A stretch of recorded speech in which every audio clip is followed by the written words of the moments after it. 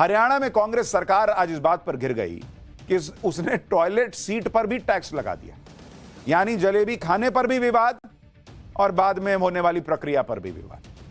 आज सुबह सुबह खबर आई कि हिमाचल प्रदेश की कांग्रेस सरकार ने टॉयलेट सीट के आधार पर सीवरेज टैक्स लगाने की घोषणा की है।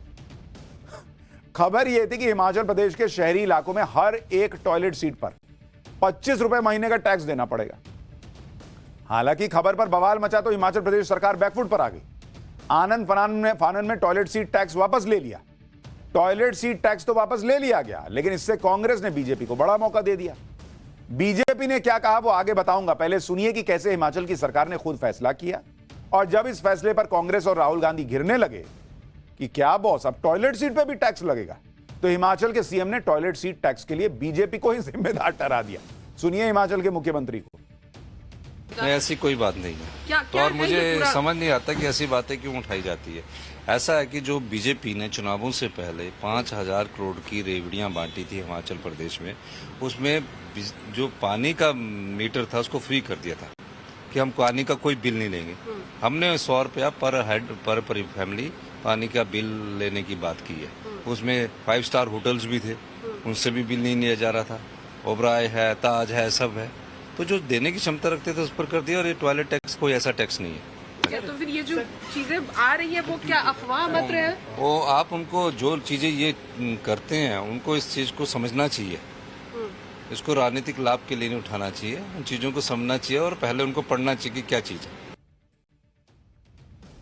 सीएम सुक्खू ने बड़ी आसानी से कह दिया कि टॉयलेट टैक्स जैसा कुछ है ही नहीं, लेकिन उनकी ही सरकार के आदेश बताते हैं कि टॉयलेट टैक्स लगा तो था, जिसके तहत एक टॉयलेट सीट के लिए 25 रुपए टैक्स लगाए जाने का फैसला लिया गया था, जिस पर बीजेपी ने हिमाचल सरकार को घेरा।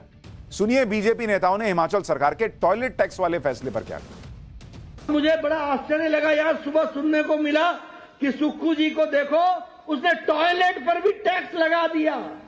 अब इसको क्या कहे, मति भ्रष्ट बोले, क्या बोले, बुद्धि भ्रष्ट बोले, क्या बोले? इस सरकार की मति भ्रष्ट हो गई, बुद्धि भ्रष्ट हो गई। देश भर में मोदी सरकार ने 12 करोड़ शौचालय बनाए।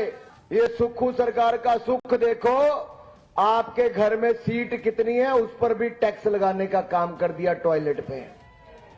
और मीडिया वालों और हिमाचल प्रदेश की जनता से मैं कहना चाहता हूं, देश की शायद एकमात्र सरकार ऐसी होगी जो शौचालय की सीट पर टैक्स लगाती है। ये राहुल गांधी के विकास का मॉडल है जो सुखविंदर सुक्खू जी हिमाचल में लागू कर रहे हैं। हिमाचल में टॉयलेट सीट पर टैक्स ने कांग्रेस को तब फंसाया जब हरियाणा में कल वोटिंग हुई। हरियाणा में अचानक से कांग्रेस के सामने एक साथ कई मुसीबतें आ गई। इसमें सबसे बड़ी मुसीबत कांग्रेस की गुटबाजी भी है, और इस गुटबाजी से कांग्रेस इसलिए परेशान है क्योंकि दलित वोट दांव पर लगे हैं। कांग्रेस की दलित नेता कुमारी शैलजा की नाराजगी की जो खबरें कई हफ्ते से चल रही थी, वो खबरें वोटिंग से ठीक पहले तक चल रही हैं। इसी नाराजगी की वजह से कुमारी शैलजा 12 दिन तक चुनाव प्रचार में दिखी ही नहीं। कांग्रेस को जब लगा कि इससे नुकसान होगा तो राहुल गांधी हाथ पकड़कर कुमारी शैलजा और भूपेंद्र सिंह हुड्डा को एक मंच पर लेकर आए। लेकिन कुमारी शैलजा की नाराजगी कम नहीं हुई। वो वोटिंग से ठीक एक दिन पहले तक सीएम पद पर दावेदारी कर रही हैं। जब उनसे सीएम पद की दावेदारी पर सवाल पूछा गया तो कुमारी शैलजा ने कह दिया कि हाईकमान उन्हें इस मुद्दे पर इग्नोर नहीं कर सकता। सुनिए कुमारी शैलजा को। Even if the party wins, is it possible that you could be a chief minister? See, that only High Command will have to answer. Only High Command will have to decide. There are few people who would be in the consideration zone, and I think Selja would be there. For chief ministership? अब देखो, seniority में, काम में, इन सब चीज़ों में नाम और पॉलिटिक्स और ये पॉलिटिकल डिसीजंस ही तो हाई कमांड देखेगा। तो ऐसे उसमें सैलजा को हाई कमांड नजरअंदाज तो नहीं करेगा। यानी वोटिंग से पहले ही सीएम पद पर दावेदारी ठोकना शुरू हो गया है। हरियाणा के लिए कांग्रेस इस तरह से बेचैन है कि उसे लग रहा है कि कहीं हरियाणा में भी वैसा ही हाल ना हो जो मध्य प्रदेश में हुआ था। मध्य प्रदेश में भी कांग्रेस ओवर कॉन्फिडेंट थी, लेकिन जब नतीजे आए तो ये नतीजे कांग्रेस के लिए बहुत बुरे रहे। इसलिए कांग्रेस हरियाणा में बीजेपी को हल्के में लेने की भूल नहीं कर सकती। हरियाणा में कुछ ही सीटों का खेल किसी की भी सरकार बनवा सकता है और किसी का भी खेल बिगाड़ सकता है। जहां तक बीजेपी की बात है तो हरियाणा में कई ऐसी सीटें हैं जो बीजेपी का गढ़ बन चुकी है। जैसे हरियाणा में ऐसी 23 सीटें हैं जिन पर बीजेपी पिछले 3 या 4 विधानसभा चुनाव में लगातार जीतती आ रही है। और कांग्रेस की बात करें तो हरियाणा की 15 विधानसभा सीटें ऐसी हैं जहां कांग्रेस पिछले 3 या 4 विधानसभा चुनावों से जीत रही है। यानी यहां पर भी 8 सीटों की बढ़त बीजेपी के पास ऑलरेडी दिख रही है। इस सब के बीच बीजेपी को भरोसा है कि वो हरियाणा का चुनाव निकाल लेगी। वोटिंग से पहले हरियाणा के सीएम नायब सिंह सैनी ने बीजेपी की भारी बहुमत के साथ जीत की भविष्यवाणी कर दी। नायब सिंह सैनी अंबाला में मनसा देवी मंदिर में पूजा करने पहुंचे थे और वहां ही उन्होंने कहा कि हम जीतेंगे। एक और नेता जिन्होंने हरियाणा में बड़ा दांव खेला है वो दिल्ली के पूर्व मुख्यमंत्री अरविंद केजरीवाल। उनकी पार्टी हरियाणा में कितनी सीटें लाएगी इस पर भी सबकी नजरें हैं, क्योंकि जेल से छूटने के बाद केजरीवाल ने हरियाणा के चुनाव प्रचार में पूरा जोर लगाया। लेकिन अब कल की वोटिंग के बाद से केजरीवाल का फोकस दिल्ली पर होगा, जहां अगले साल फरवरी में चुनाव होगा। केजरीवाल ने इस चुनाव की तैयारी पहले से ही शुरू कर दी थी, जब उन्होंने अचानक मुख्यमंत्री पद छोड़ दिया था और सीएम की कुर्सी पर आतिशी बैठी। आज अरविंद केजरीवाल ने अपना मुख्यमंत्री आवास भी खाली कर दिया। अरविंद केजरीवाल अपने पिता, मां और पत्नी को लेकर सीएम हाउस से बाहर निकले। मुख्यमंत्री आवास खाली करने के दौरान वो बेहद भावुक नजर आए। उन्होंने सीएम कैंप ऑफिस में काम करने वाले स्टाफ से मुलाकात की, उन्हें गले लगाया। मुख्यमंत्री पद छोड़ने के बाद केजरीवाल आम आदमी पार्टी के राज्यसभा सांसद अशोक मित्तल के 5 फिरोजशाह रोड वाले घर में रहेंगे, जहां आज उन्होंने अपने परिवार के साथ गृह प्रवेश की पूजा भी की है। ये तस्वीरें आप देखिए, जब वो नए घर में गए हैं वहां की तस्वीरें हैं जब पूजा पाठ हुई है और केजरीवाल अंदर।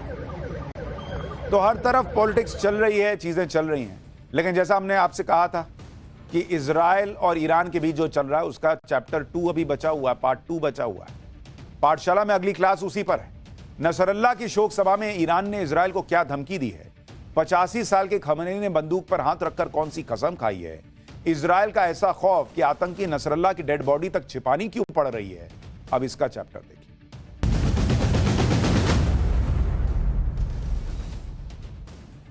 आज पूरी दुनिया में ईरान के सुप्रीम लीडर अयतुल्लाह खमेनी की चर्चा हो रही है, क्योंकि खमेनी ने आज एक कसम खाई कि ईरान अब इजराइल का खात्मा करके रहेगा और जरूरत पड़ी तो ईरान दोबारा इजराइल पर बड़ा अटैक करेगा।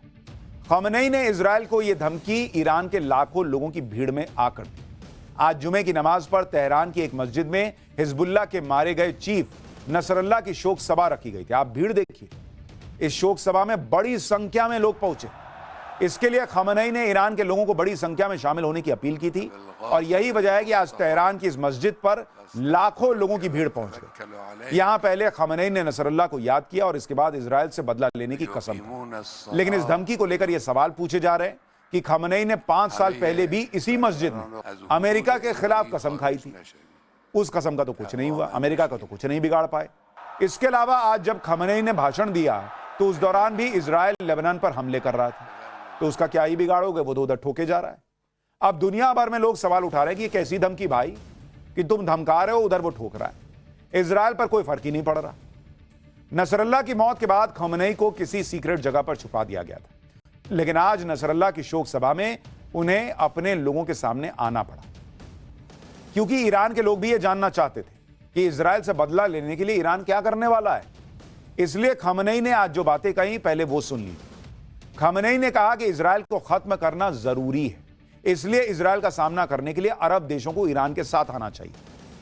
अब यही बात मैं तब शुरू में आपको पहले चैप्टर में बता रहा था कि ईरान कह रहा है कि अरब देश को साथ आना चाहिए, मतलब अरब देश साथ अभी तक आए नहीं है, ना आ रहे हैं। यह भारत के मुसलमानों को समझना चाहिए भाई। खमेनी ने यह भी कहा कि 1 अक्टूबर को इजराइल पर हुआ मिसाइल अटैक बहुत छोटी सजा थी, अब जरूरत पड़ी तो फिर हमला करेंगे। खमेनी ने यह भरोसा भी दिया कि इजराइल कभी भी हमास और हिजबुल्लाह को नहीं हरा पाएगा। फिलिस्तीन की याद दिलाते हुए यह भी कहा गया कि इजराइल ने फिलिस्तीन पर नाजायज तरीके से कब्जा किया हुआ है, इसलिए फिलिस्तीन के लोगों को अपने तरीके से फैसले लेने का पूरा हक है।